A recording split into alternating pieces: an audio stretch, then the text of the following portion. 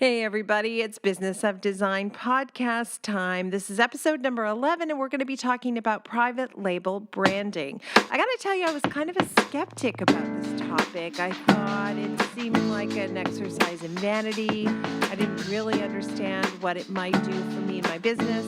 But having spoken with Jane Lockhart, I'm telling you, I came away convinced that this is something at least worth considering. Before I jump into that, I do want to talk a little bit about something that's happened several times this week, and it has to do with the company Wayfair.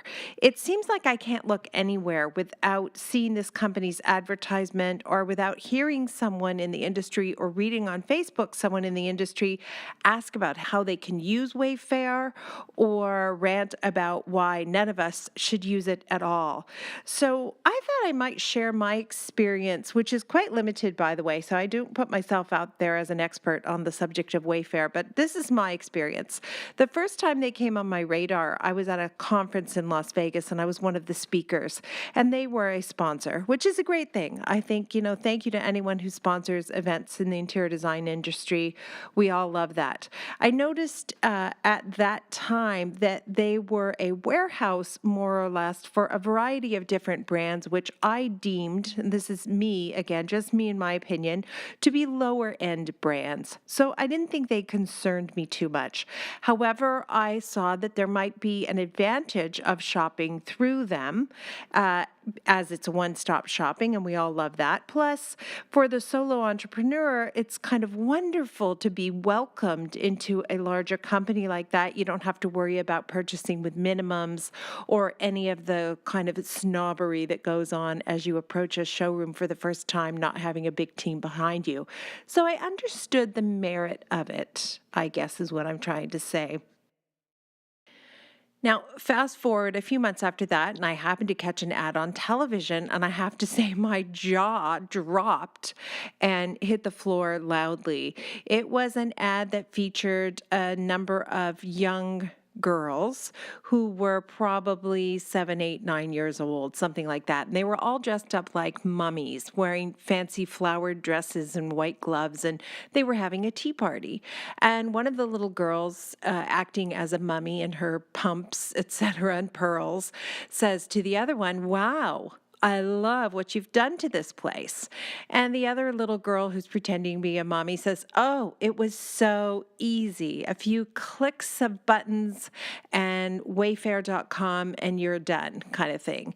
And I'm probably not doing the commercial justice, but I couldn't believe that the same company that was sponsoring an interior design event would then turn around and sponsor this event, which so clearly made it seem like all we do is click a few buttons and voila, any kid could do what we do, basically. I want to be clear that I don't mind that a company takes the approach that decorating is easy and anyone can do it. If that's your sales strategy, go for it. What I mind is them trying to play both sides of the equation. In other words, designers, come to us and we're going to make your life easier, and consumers skip the designers altogether because basically they're useless. Any kid could do what they do. So that's where I really took issue with Wayfair, and I thought, I don't begrudge anybody trying to make a living in this industry. It's not easy, it's difficult. But for me, that was kind of a line in the sand that I wasn't willing to cross. Now, recently, this week, in fact, this has come up again because a lot of people have noticed that Wayfair has now included a lot of higher end brands in their offerings. They're beginning to step into the snack bracket that I like to work in. I like to work in an upper middle class, kind of higher end bracket of client, even a luxury client. And that has me thinking that Wayfair is entitled to step into that market. There may be some designers who want to work with them because it's easier. You can go to them for all of your shopping needs and you can become an important customer through them. And that's terrific if that works for you. That's awesome. For me, I don't think that's going to be the way that I'm going to go personally. But this is the point I actually want to make. Don't worry about what they're doing. It really doesn't impact you. There's always going to be a client who wants to skip the designer, who thinks that doing what we do is as easy as pushing a few buttons and voila. There's always going to be that consumer, and Godspeed, there should be. By all means, you can do it yourself. You can do your taxes yourself. You can clean your teeth yourself. There's lots of things you can do yourself, or you can choose to go to a professional. My clients consist of those people who have chosen to turn these big projects and tasks, and even small projects and small decorating projects, over to someone who has more expertise in handling them. Yes, I have a good eye. Yes, I'll do the shopping, but it's so much more than that. And this got me thinking, and here's where you come in, about a new course I'm going to film in June of this year. And it has to do with owning your value, really understanding that what you do for a living is not glorified shopping. What you do saves consumers time and money, and there's value in it, and there's a client for you who's not going to be lured by the promise of easy online shopping. I hope you don't mind me indulging myself. I'd love your thoughts. By all means, if you have a different point of view, would love to hear it. I'm definitely open to being swayed on this topic, but I just wanted to get y'all thinking about it at least. Now you've heard my rant for the week about Wayfair, and frankly, any other site that simultaneously wants the design industry to love it while wooing the consumer and trying to work around us. Godspeed, let them do their thing. We, in turn, can stay focused on making sure our business model is working efficiently and effectively and generating the kind of clients we want to work with, the kind of profits we desire, and the kind of profits that will fund the lifestyle we crave. All of that is served by expanding our individual brands. To that end, I am thrilled to introduce you to an award-winning interior designer, television personality, spokesperson, and author, Jane Lockhart. Jane is a leading expert in the world of design and color. She is immediately recognized across North America as the host and creative director of her own series, Color Confidential, which aired on HGTV in the US and W Network in Canada. She makes a ton of guest appearances on all kinds of television shows and is a keynote speaker throughout North America. She graduated from Ryerson's interior design program, which is quite prestigious in Canada, and she has never stopped building her brand. She founded Jane Lockhart Interior Design in 1997. She designs new builds and renovates projects for retail, hospitality, residential, and she loves what she does. And that, I think, is important to all of us as we listen to her, that we know that we're talking to somebody who's an expert in the industry, who's got skin in the game, who's working in the industry every single day. That really has my ears open for sure. Now, one of the things Jane has launched is Jane Lockhart Platinum, which is a Canadian-built, eco-conscious luxury furniture collection, and it's created specifically for design and architectural trades. And she's got another collection, Jane by Jane Lockhart. Both of these collections get added to every single year, and we'll talk about them during the podcast. All that to say, this woman has a ton of experience when it comes to expanding your brand. And in this episode, we're going to focus on private label branding and how that can move us toward greater brand recognition and what that means to us in the long run. By the time I finish reading your bio, there is no time for the podcast. I'm sorry, we're all out of time, Jane. How are you? I'm very well. Nice to talk to you. Thanks for having me. You're so nice for taking time out of your busy schedule. I know what your life is like, and I really appreciate you being here. And this topic has me wondering all about private label furniture design. It's something I started hearing about at High Point a few years ago. It's become quite a big buzz, and I'm not really sure I understand it. So can you start me at the beginning? What is private label? What does that even mean? Private label generally applies to anyone in the industry. It doesn't have to be necessarily the design industry, where you put on the label that is your company's label, but someone else makes the product for you. So you take ownership of that brand, and the consumer doesn't know where that came from. Okay, so what's the advantage of that? Why would I bother doing that? Why does it matter that it's Kimberly Seldon's sofa and not Joe Smith's sofa? So, in the design business, the advantage to this is about building a brand for designers. For many designers, they either work in small groups or they work on their own, and they pass off their brand to someone else's brand who maybe makes the furniture or the carpet, whatever it is. The advantage of being private label and really being a designer who does private label is it strengthens your brand to the consumer. And the stronger your brand is, the more you can charge the consumer because you have more presence in the marketplace. Oh, okay. That actually makes a lot of sense to me. So, by having my name on the sofa, the client's impression of the work that I do is suddenly bigger. It's an extension of my brand. Um, And it gives you cred. It okay. basically gives you street cred to say that you know what you're doing and you don't have to just shop for a living. You are designing as well, which people often confuse our business with being glorified shoppers. Yes, yeah. Or if I had a dollar for every time somebody said to me, "You're an interior designer, how fun!" Exactly. Oh, that You're sounds so so fun. lucky. Yeah, that sounds great. So what we're saying is, hey, let's not hand this part of the business over to a retailer. In some cases you might want to, and there are certain clients that feel more comfortable in retail and they like to shop retail, or you may want them to shop retail because they're not the kind of client that you want to necessarily work with on this level.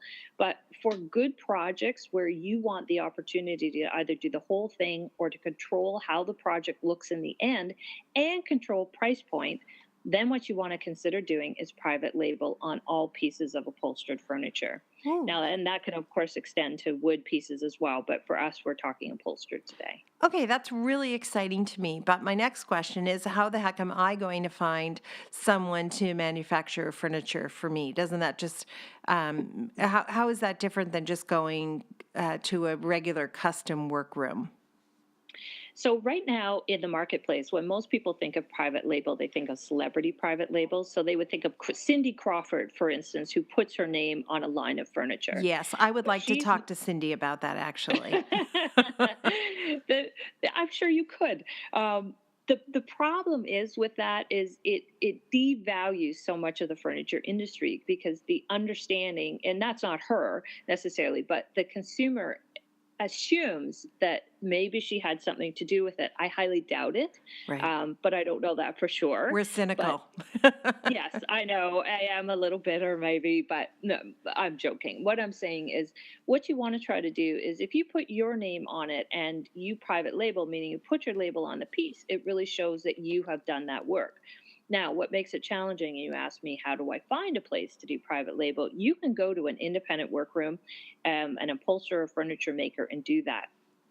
However, what our business does here, we've created a pod called J Studio, and the idea here is, first of all the pieces start with the name J. That's where the name came from. And the idea is that a designer can select from any number of manufacturers that are all under one roof, which offer different expertise. Some are price point driven, some are um, more customized, some are time driven, and the designer can choose which one of those that they want and alter those pieces based on what it is that they need. So that gives them all levels of service for their customer depending on what part of the job they're doing. Okay, so unlike if I'm going to go to a custom furniture house, I know my guy that I'm going to go to if I need a super high-end piece of furniture, but I don't necessarily have a person to go to if I need a more well-priced piece of furniture. So what you're saying is I could bring my need for every different price point to one place, which is J Studio, and make selections, and you'd be my point of contact. That's correct. So that's Oh. what we do is we service the designer by allowing them to choose anything they want, any color, any style, any detail, and then add their own label to it, and we support them in doing that. Oh, I love that. And I also really appreciate being able to work with another interior designer because I know how detail oriented you're going to be. And I know you understand the pressure I'm under when I'm working with clients. So that's comforting because sometimes when I go to a regular vendor, they don't really know what it's like to do our job. You're absolutely right, Kimberly. So, because it's been over 25 years that we've been building furniture, and the first time out, we had a terrible time with it because what the picture we gave, it didn't turn out that way, wasn't what we asked for. But once it's built, it's pretty hard to go back and fix it. It's at our expense. So after basically 20 years of calling all of these different manufacturers, what we've done is put them together to find the guys that we know understand what the design industry is looking for, which is very different than what the retail businesses are looking for. They are two completely different streams. That doesn't mean consumers don't obviously shop at retail or look at pictures, but it's really incumbent on the designer today to offer more than what retail offers because that's part of their brand or their equity. Well, and retail, in to a degree, is disappearing. More so in Canada, I would say, than in the United States just yet. Big markets like Los Angeles and New York still have a lot of variety, but smaller centers are losing a lot of their retail suppliers because of online shopping, et cetera. And unfortunately for the designer, that makes our life much, much harder. So I like what you're saying. I like where you're headed with this. I like also that this could be a way to build the extension of my brand because at the end of the day, when a friend comes over and said, where did you get the sofa? And they're flipping it over to get a tag, the tag that's going to show up is my name rather That's right. than a company in North Carolina. So that's pretty cool. I like that. And it's pretty tough for designers today. I have to say the difficulty is how do you charge for every hour of work that you put in? Whether you're a decorator or a designer, no client recognizes how much time it takes to do anything. So the ability, as you say, to extend your brand gives you an opportunity to be act as the agent for that client, which gives you the opportunity then to deal in this side with them to help them understand what to select. Okay, and you and I, as you said, have been around for a little while. We've seen how the industry has changed. When I graduated from design school in 1991, it really was like being at the buffet when all the fresh seafood came out. And Hmm. today it's a little bit more lean at the buffet, I would say. And there's competition from a variety of places, for example, Wayfair, Direct Buy. What do you think about those new additions to the interior design market? I think they are realistically the direction things are going to go on a mass level. But I think this is where designers have to be proactive as a group, meaning they have to support each other and at the same time help the consumer recognize the difference between picking a sofa themselves and or a piece of furniture, whatever it is, and what a designer brings to the mix, which is going to be different than them going online and ordering a piece off of Wayfair. That said, it's helping the consumer understand that it's not about the individual piece, it's about how all those pieces go together within a space that makes it special. And it's driving home that if they're going to spend this kind of money, they want something that's better than just what you can get online. Hmm. A lot of designers seem to be, in my opinion, kind of overly concerned with clients shopping them. That doesn't worry me too much because, sometimes the client will say, "Oh, I went online and I found this fabric and it's less expensive than what you're selling it for." I can always come back and say, "Well, it's probably there's probably a color issue. There might be a slub in the fabric that's made it." In some way less desirable, et cetera. And I can't guarantee where it's coming from, et cetera. So if you want to order it through me, I'm going to go through this recognized channel. If you want to try to save a few bucks, you're going to go through this back channel, and I'm not going to guarantee it's going to be usable at the end of the day. So mostly I can kind of talk them out of it. But with the private label furniture you're talking about, that really gives me an advantage in terms of clients being able to shop me, doesn't it? Absolutely. And you can customize that piece to represent either the client themselves directly or to represent your brand directly. Let's say your brand, you always add black feet. I don't know, to every piece of furniture you ever do, whatever it is, you can do something that personalizes it so that people recognize, oh, that's your style. So whether you do it with us or you find a custom home, custom manufacturer elsewhere in your market, the whole point is to find someone that recognizes that they need to help you do your business. And that's what we're suggesting is any of these manufacturers are going to depend more and more on designers as basically outside sales reps for them that deal in the higher end or the better clients. So their job is to respond to you coming and saying, look, I want private label. I want to do this. I guarantee I'm going to probably buy 4 or 5 sofas, whatever it is. You need to give me a better price on them. And then Mhm. that allows you to be more competitive with your client and help them, if you want, depends what your model is for how you sell pieces of furniture or whatever you do. It gives you an opportunity to be more competitive in the marketplace.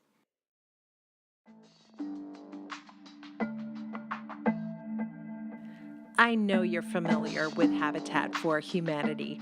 Most of us have shopped at the restores. I certainly have.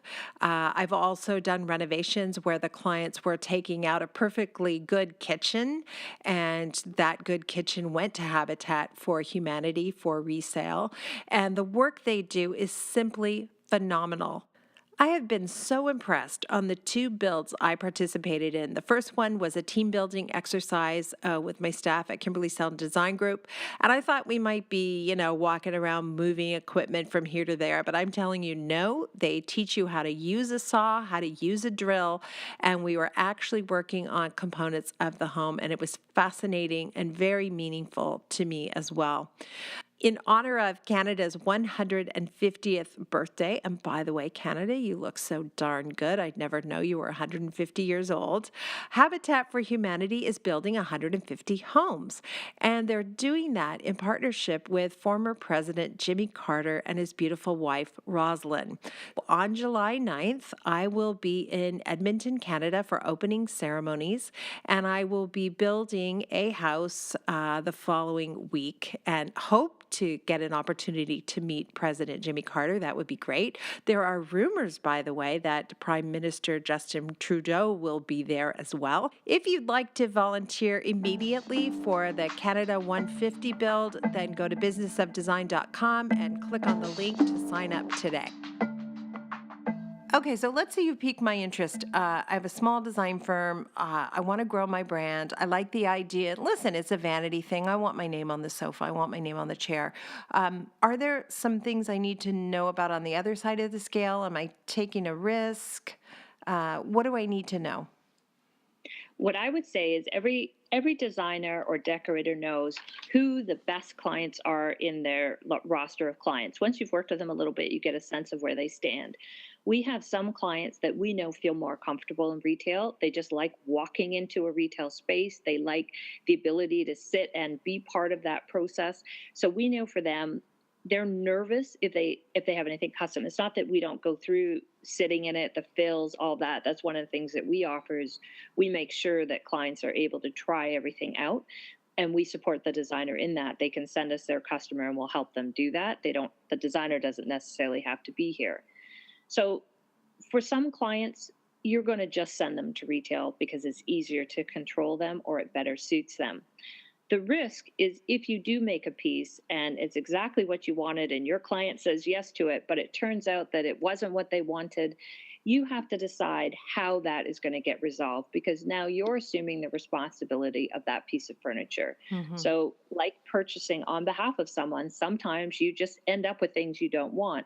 I can't say we have that happen too often because, again, we're a smaller market relative to the United States.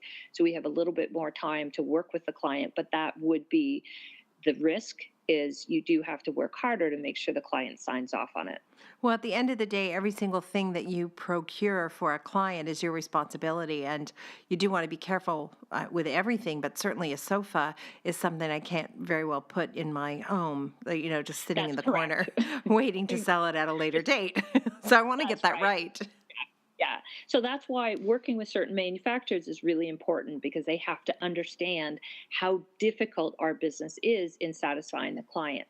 So our concept here with J Studio is to create that kind of environment to support the designer or design professional, so that because we understand the issues around the client, how do we make sure that client understands what they're purchasing, what the sign off is? How do we make sure that the designer gets the information that they need? Because most designers are not well educated about fabric, wear of fabric, flammability of fabric.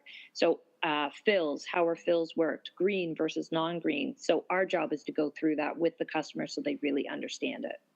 And it's okay, by the way, if you're listening and you think, oh, I don't know that stuff, it's okay that you don't know that stuff, but you want to make sure then you're placing your orders with companies that can educate you and that will have your back. So That's ultimately the exactly right. client's satisfied. Yeah.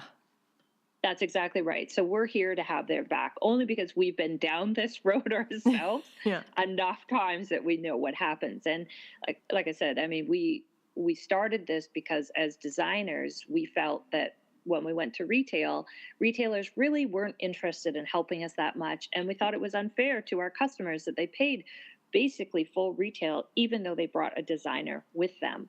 And although they may get a small markdown, they didn't get a significant markdown or service to justify what they were paying. And we didn't have the opportunity to really pick what we wanted. And that is more and more true given the fact that most manufacturers today that sell into retailers really provide less fabric choices because it's easier for them. And nor are the salespeople educated enough to explain, in a lot of cases, what each fabric will do from where in the long run. And that's honestly, I have to rely on the people around me to tell me that information because I just can't keep up. No, of There's course not. new stuff introduced every week, every month, and I just can't keep up. So, making someone like you part of my A team to me makes a lot of sense. So, is this something that I could do if I have a tiny little firm, if I'm just me by myself, or do you see this as being something for firms that have two, three, four employees? This actually is really designed for the people who are by themselves because we will do the order form for you. We will price it for you. We will do anything you tell us to do. So we're more like your outside service, but who has an inside knowledge of how the design business works. So we are here to support those independent people. We will work out sizing for you. So a lot of people don't understand how sofa sizes are arrived at, and there is actually a formula. It's loose, but it does exist. So we are really here for the people who have no experience and or no time to really do this for their clients. We're here to step in for them and give that information to them, and we can either present it to the client on their behalf or they can do it. Okay, so you mentioned that it's difficult to size an actual sofa. What are the mistakes that designers make in terms of sizing their soft goods? They want to make it 4 inches larger, but the problem is that 4 inches doesn't necessarily translate across a sofa size. So, although you may think, oh, I need it to fill up the room a little bit more, I would ask you, do you really need to fill it up a little bit more? Is 4 inches really going to make a difference? Because in the end, you're forcing the client to spend a significant amount of money for 4 inches that may or may not show up. So, Uh, that's number one. okay, so we get a little bit too hung up on a couple of inches here and there. Customize. Yes, who doesn't really? Okay, right. Um,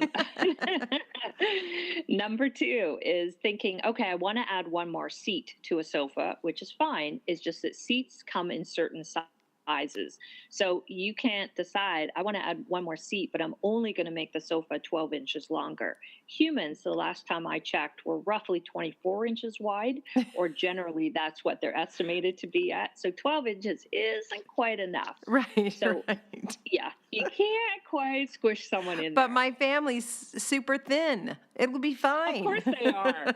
Yes, because they're children. Right. Um, yeah, so it's thinking, so that's kind of what happens in the custom side. Where it becomes a more difficult process is when you're doing a sectional. And of course, sectional are parts that get put together. So we try to encourage people to think of sofas and love seats and chairs and think of those sizes when you're trying to create an L-shaped sectional. So you don't end up, because all the pillows eventually have to be the same size. Hmm. So it's very cumbersome if on one side you end up with a three-seater sofa, but on the other side it's really not a chair and it's not really a love seat, because then the pillows on the back don't match the pillows on the L side. Right. Okay. So So, we work that out. okay, good. So you're going to kind of guide anybody through that process. Yes, we will build it and show you the plan and say this is how it actually is going to look. Is this okay? Because it's hard to know. We've done it for many, many, many years, and it's only in the last really 6 years that we kind of figured out. Okay, on average, if you're going to add another seat, you need 24 inches always to do that. But then you have an arm. How big is the arm?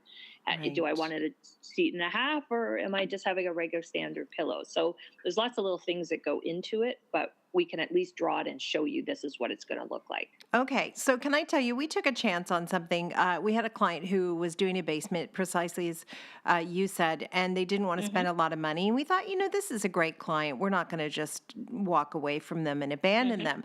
So we tried a different manufacturer, and they sold the sectional and modules. And so we did our Yes. very best to follow their process and pick the modules, et cetera. And the sectional is delivered to the client's house at the installation. For us, that's step 10. And on the very front of the sofa is a Hmm. bracket, the kind of bracket that should be on the side of the sofa, attaching it to the other piece. But it's on Yes. the very front of the sofa. And then the right arm is about 6 inches shorter than the left arm. Yep. And I called the manufacturer and said, it's our first time working with you. What the heck? And they said, that's what you ordered. And Hmm. the senior designer who worked for me was horrified. Or their site was super complicated to figure out Hmm. what to order. She ran it by a person who was supposed to be her salesperson and assisting her. And so Hmm. we could cop to, yeah, okay, that's our fault because even if your site is complicated, it was our responsibility to order it. But after you made it and you Yeah. saw it, why would Did you it not wrap occur to you? it? Yeah, why Yes. would you wrap it and let us pick it up and deliver it to our client and Yes. discover this on site? So it ended up being about a $3,000 mistake. Also, I could save my client money, and I thought I'm never gonna try to do that again. I'm just never ever gonna try to, no good deed goes unpunished. It's absolutely true. So that's a good example where, although the manufacturer may have been a good manufacturer, they didn't really understand what they were selling you. And instead of saying, oh my God, like you said before it was wrapped, what are we selling? This is where small manufacturers that cater, or big manufacturers that cater to the design industry, understand how expensive it is to have something wrapped and shipped for it not to be right. Right. This is fascinating to me. So, if you're local, we're going to tell you how to get in touch with J Studio and work directly with Jane and her team, and I can vouch for them. They're awesome. Although I haven't done this private label route yet, I didn't even know you did that, so that's incredible. But I do want to talk to those people who are listening and are not nearby you. What kind of marketing should they be thinking about getting on their labels? And particularly, how does this translate into dollars in their pocket? Because it's a business at the end of the day. Basically, branding is important for designers because it enhances their visibility in the marketplace, makes them seem bigger than they are or higher profile. And the higher your profile is, the more you can charge or the more you can justify what you charge. And that's really important if you're an independent designer on your own, regardless of whether you're in Canada, United States, Australia, it doesn't matter. The whole point is understanding that you can be a sole proprietor, but you need to be a sole proprietor with some serious cred. And the way you get that cred is by making sure that you have your claws into lots of things. So if you're in a local market, in J Studio, we're in the greater Toronto area, we're pretty reachable by email. This thing called the World Wide Web. So we're pretty easy that way. In other parts of the world, I would suggest you start to go and speak to local manufacturers. For us, we actually started with a reupholsterer who turned out to be great. We have him as part of our services still here today. He's great because there are certain projects that just no one can build except for him because he's one guy, and given the right information, he can build any frame and cover it in anything we want.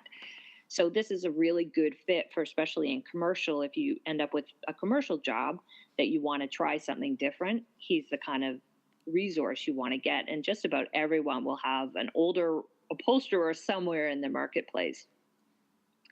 Then you can also go to any furniture manufacturer. Now, part of our mandate here at J Studio is to support all Canadian made product. Now that I'm sure the truth would be the same in the United States. So for us, North American made really matters.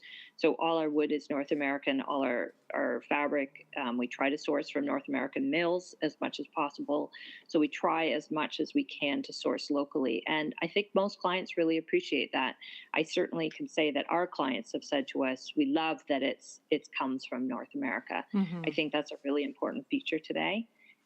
If you're looking, try local manufacturers and ask them if they'll make you something. Larger manufacturers tend not to want to do it, but if you're prepared to say, I think I can probably sell two, three sofas a year, maybe they'll give you a chance if they're a little bit smaller. If they're bigger and you're bigger, you might be able to say, look, I'm pretty sure I can sell, six sofas a year, or I know I have a model home or something like that coming up, which would be a good leverage for you to say, maybe you can give this to me at a better price and negotiate something, because now you're kind of acting a bit like a retailer in that you're buying more than just one item, one at a time. Hmm. Can I put these items on my website? Like, in other words, once Yes. I've got a sofa that's mine and it's the Kimberley or whatever, I can also add that to my website.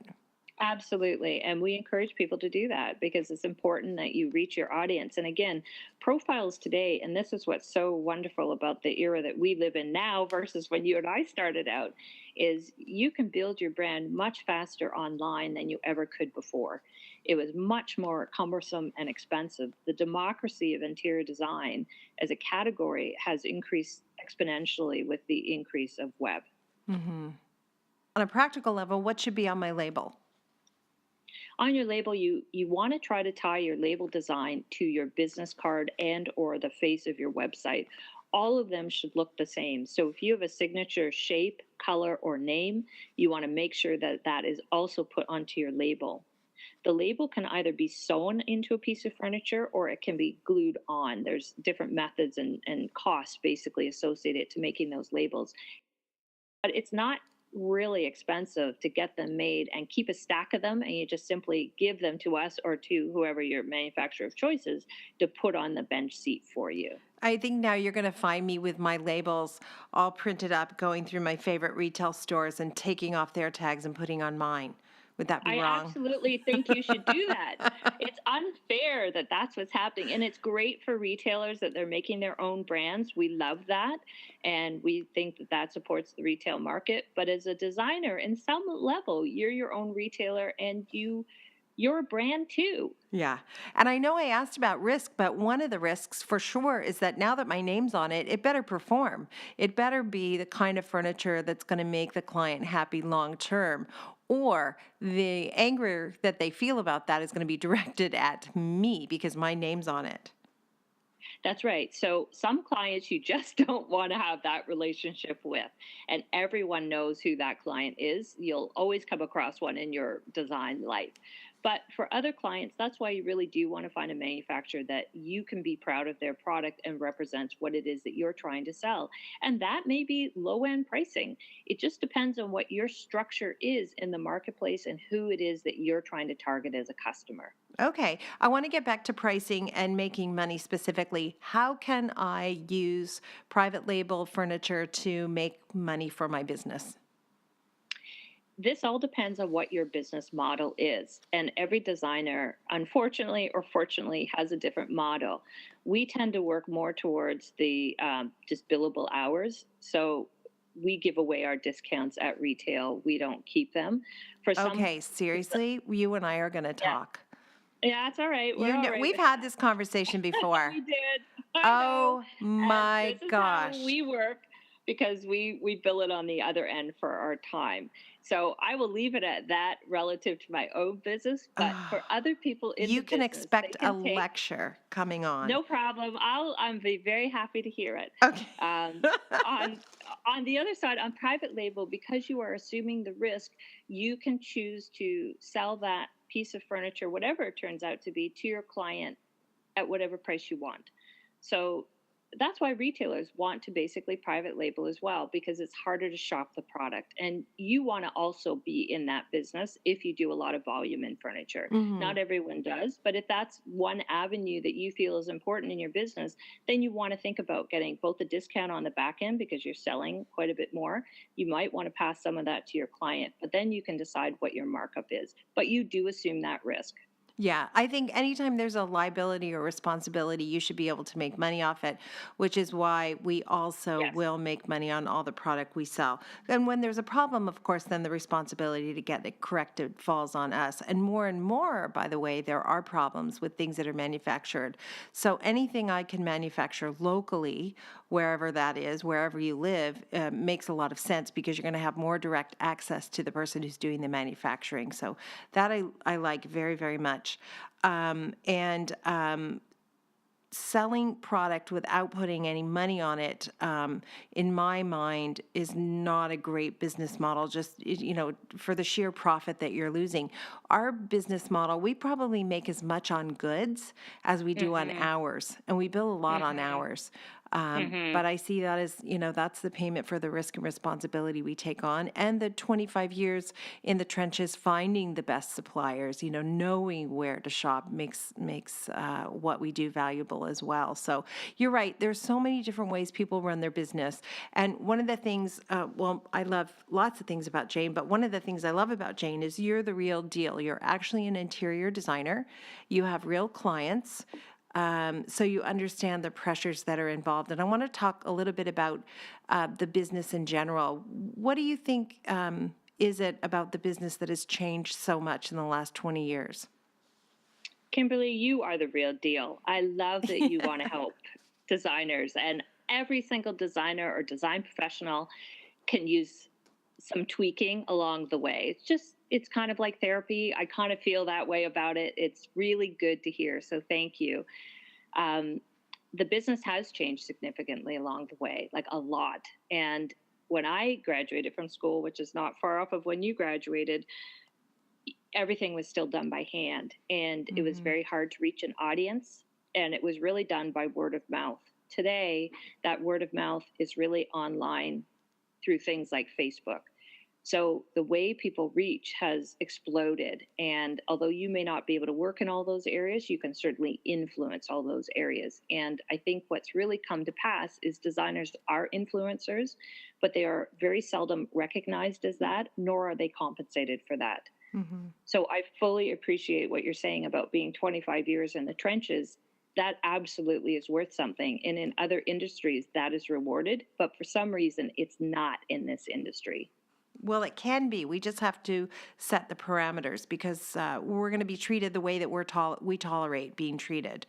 You're right. And Absolutely. it's hard because the majority of us are people pleasers. We want to make our clients happy, but at the end of the day, we talk about this all the time. It's a business. It's a business. It's a business. And I've learned that if I run a very strict business, I actually can make my clients happy and make money and get repeat and referral clients, which is the goal for me. If I don't get a repeat or a referral client out of a job, for me, that's a real missed opportunity and a real fail. So that's my benchmark for success. That's absolutely right. So our motto here at J Studio is to really support the design community and help them have those kind of relationships so that they can bill for their time adequately and be recognized for the kind of work that they do, that it's not just quote unquote shopping all day and having fun, that it is a real business and that it does benefit people in the long run. Jane, I know you mentor other designers and you are an advocate for the industry for sure. Why do you think it's important, if you're speaking to the listeners now, why do you think it's important that every single one of them takes the hand of someone who's further down the path than them and gives them a lesson and gives them a hand? Why do you think that matters? I think mentoring is something that doesn't really happen a lot in the design industry, and it's said in women's industries, which one could argue on some level maybe is what this industry is. I'm not commenting one way or the other, but it has been commented to me. That said, regardless of what you do or where you stand in the business, there should be a helping hand, that helps someone stand up more. We do speak quite a bit to young designers or designers who are already in practice because I think it's a really tough business to understand from a school standpoint. Although I got lots of great technical information at school, it really behooves the business industry to help those young designers understand how they can make it a business, which is very seldom taught in school. There's elements of it taught, but the whole picture is not taught to them.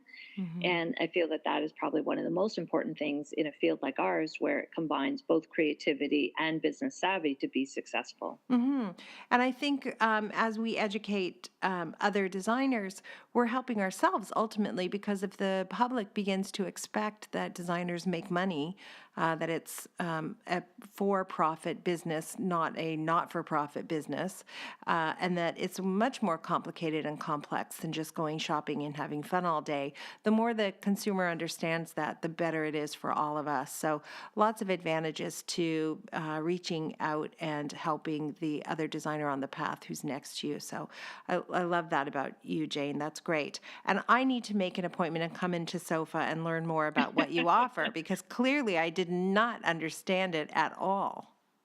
Well, I need to come and be part of your seminar clearly and have a talk about all the other things that go on in interior design. It would be a pleasure. Yeah. Okay. So before we wrap up, I want to hit you with some rapid fire value bombs. And so Okay. you're not prepared for these.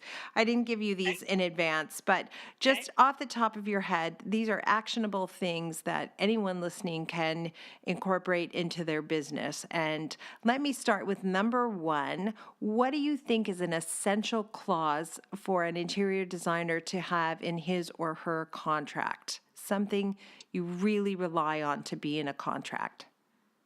No returns once you've bought something custom. Oh, I like that. Yeah, that's a big one. They have to understand if they sign that form, they own it. Just that's the same anywhere. But for some reason, it's okay to go back to a designer and say, yeah, I don't like it. I want to return it. But they would never go to a retailer and say that. Right, right. That's a very, very good point. So we do have that there's no returns on custom and any returns on anything are subject to the supplier's rules, not our That's exactly rules. right. That's Okay. exactly right. Oh, that's a good one. No one's ever said that to me before. Okay, I love that one. That's a great one. Okay, number two, do you have a technological aid that you rely on? Yes. I use an iPad Pro with the pencil, and I use something called PDF Expert. It's a terrific app that allows me to mark up drawings. So where we used to go back and forth with paper between each other, we no longer do that anymore. So you have your drawing on your iPad Pro, Yep. and because of this app, the PDF Expert, you're able to take a stylus or something and make Yes. draw. Oh, right in front of the client. Yes. So Oh, I can take the CAD drawings and I can work on it right in front. Now, not CAD, I'm working on it on addition to the layered CAD. So we do all our CAD drawings. And then I can take these, whatever changes I need to make, I can take my Pro and mark it up right in front of them and then send it back to our office and they can start working on oh my gosh. Okay, I gotta go and I gotta go get that right now. Bye. That's a It's really good awesome. It one. really is. It's great. Number three, what's the best lesson you ever learned from a terrible, horrible, no good, very bad client? Oh my God, good question. And I had a very difficult client last year.